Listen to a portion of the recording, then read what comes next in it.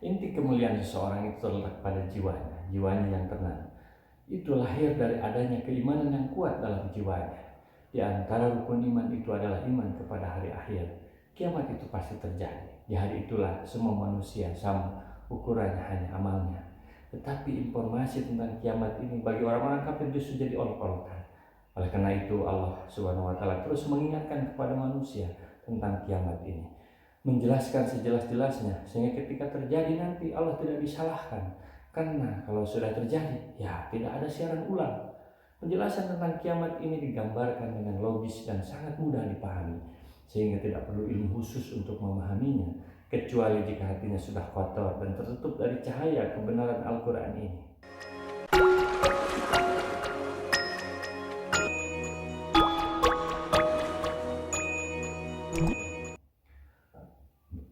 La uqsimu biyaumil qiyamah, aku bersumpah dengan hari kiamat. Wala uqsimu bil nafsil lawamah, dan aku bersumpah dengan jiwa yang amat menyesali dirinya sendiri. Kualitas manusia itu bukan terletak pada fisik materialnya, tetapi pada kualitas jiwanya. Tetapi jiwa itu sebagaimana fisik juga ada kadar atau masa hidupnya. Kiamatlah yang membatasi itu, sehingga setelah kiamat akan nampak ini jiwanya berkualitas atau tidak. Al-Hasan Al-Basri memaknai ayat ini, sesungguhnya orang mukmin itu demi Allah, menurut penilaian kami, tiada lain amat menyesali dirinya sendiri dan mencelanya. Aku tidak bermaksud dengan kalimatku, aku tidak bermaksud dengan makananku, dan aku tidak bermaksud dengan bisikan jiwaku, yakni hal-hal yang berdosa. Tetapi sesungguhnya orang yang pendurhaka melaju terus dalam kedurhakanya setapak demi setapak tanpa menyesali dirinya sendiri. Ibnu Abbas memaknai nafsul lawamah adalah jiwa yang banyak mencela dirinya sendiri.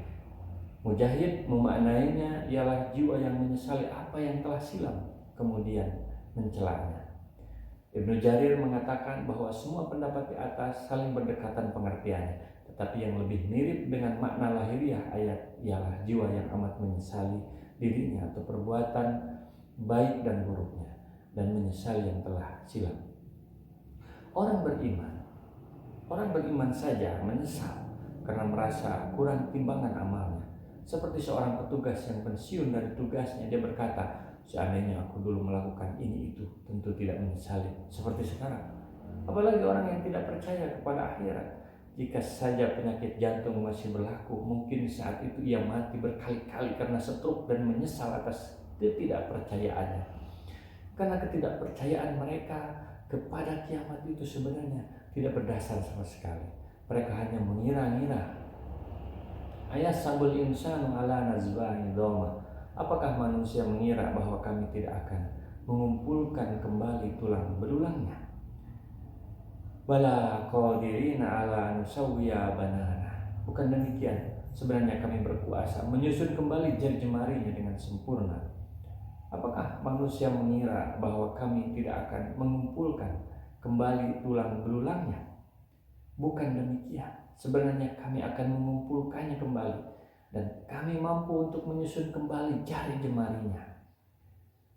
yakni kekuasaan kami mampu untuk menghimpunkannya, dan seandainya kami kehendaki, niscaya kami membangkitkannya dengan lebih sempurna dari sebelumnya. Maka kami menjadikan jari jemarinya dalam keadaan rata alias sama panjangnya. Demikianlah pengertian dari pendapat Ibnu Qutaibah dan Al-Jazari. Setiap manusia memiliki sidik jari yang berbeda, sehingga sidik jari ini menjadi identitas yang otentik. Ayat ini menggambarkan betapa kebangkitan itu nanti manusia dikembalikan lagi sebagai jasadnya yang semula. Bahkan sidik jari saja bisa dikembalikan, apalagi tulang belulang. Inilah kehidupan kedua itu. Jadi manusia itu hidup dua kali, bukan sekali. Alasan sebenarnya mereka tidak beriman kepada hari kiamat itu sebenarnya bukan karena tidak mengerti dan tidak percaya akan terjadinya hari kiamat. Bal yuridul insanu liyafjura amama. Bahkan manusia itu hendak berbuat maksiat terus menerus.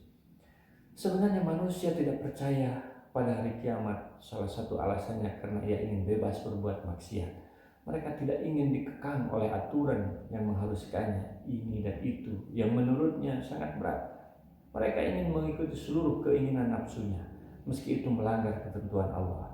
Dengan penuh percaya diri dan terbuka, Mereka senang melanggar ketentuan Allah. Jika Allah melarang mengumbar aurat, ia melakukannya dengan senang hati dan percaya diri. Orang kalau percaya bahwa hidup ini 2 kali, tentu ia akan menyiapkan untuk bekal di akhirat nanti, sehingga hidupnya menjadi bertakwa. Sebaliknya, orang yang tidak percaya kepada akhirat, ia akan sewenang-wenang di muka bumi, tidak peduli baik atau buruk. Yang penting mereka senang. Yas'alu ayyana yaumul qiyamah. Ia bertanya, bilakah hari kiamat itu? Mereka bertanya, bilakah hari kiamat itu? Kalimat ini adalah untuk mengejek sebagai tanda ketidakpercayaan. Mereka bertanya karena mereka tidak percaya pada hari kiamat. Faidah barikal basyar, maka apabila mata terbelalak ketakutan, padahal mereka tidak bisa menghindar dari hari kiamat. Di saat kiamat itu terjadi, mereka tidak bisa berbuat apa-apa. Mereka kaget, terkejut, dan takut. Hal itu dapat dilihat dari ekspresi wajahnya. Matanya terbelalak ketakutan. Wahassafal qamar, dan apabila bulan telah hilang cahayanya, wajumi asamsu wal qamar, dan matahari dan bulan dikumpulkan. Bulan pun tidak lagi mengeluarkan cahayanya. Malam hari jadi gelap gulita. Tatanan alam semesta jadi kacau balau. Bulan bercahaya karena memantulkan sinar matahari. Pada hari kiamat matahari sudah tua dan padam, tidak lagi mengeluarkan cahaya. Lalu bagaimana situasi sungguhnya saat kiamat itu terjadi? Kita akan simak pada kejadian tersebut pada episode selanjutnya. Sampai di sini dulu, semoga bermanfaat. Assalamualaikum warahmatullahi wabarakatuh. Rasulullah SAW bersabda, baligu anni walau ayatan, sampaikan dariku meskipun 1 ayat. Mari kita sebarkan jalan kebahagiaan dengan like, share, dan subscribe channel ini.